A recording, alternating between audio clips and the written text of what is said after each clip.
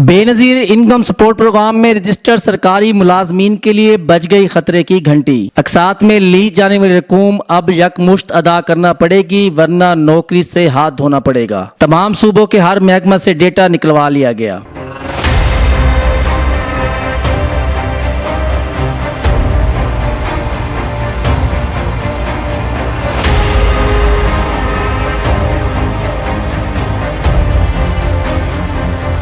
जो भी सरकारी मुलाजिम हाजिर सर्विस या रिटायर्ड मुलाजमीन की जोजा बेनजीर इनकम सपोर्ट प्रोग्राम की इमदाद वसूल कर रही हैं, उनसे ली जाने वाली रकूम वापस लेने का वक्त आन पहुंचा। जिस भी सरकारी मुलाजिम की बीवी ने जितनी रकम इमदाद की सूरत में वसूल की है, उतनी ही रकम वापस करना होगी, वरना नौकरी से हाथ धोने के साथ साथ कानूनी कार्रवाई का भी सामना करना पड़ सकता है। पंजाब के मुतअद्दिद जिला में महकमों की जानिब से रकम की वसूली के नोटिस जारी भी हो चुके हैं।